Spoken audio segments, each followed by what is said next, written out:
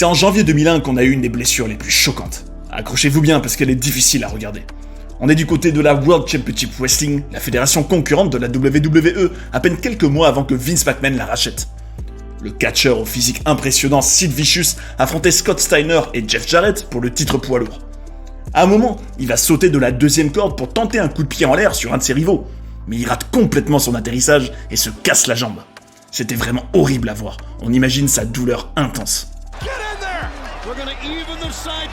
Alors qu'il était quand même un grand nom du catch à ce moment-là, avec une période à la WWE quelques années avant où il avait même été champion, sa carrière ne sera plus jamais la même.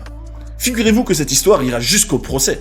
Sid reprochait à John Laurinaitis, un officiel de la WWE à l'époque, qui sera un des hommes forts de la WWE quelques années plus tard, de lui avoir forcé la main en le poussant à faire cette prise. Sid était hésitant à l'idée de la faire, parce qu'il avait peur de se mettre en danger et d'être dangereux pour ses adversaires. Au final, il avait donc raison. D'ailleurs, Laurinaitis est aussi celui qui avait poussé Brock Lesnar à faire un Shooting Star Press de la troisième corde en 2003, qui avait failli coûter la vie à la bête incarnée.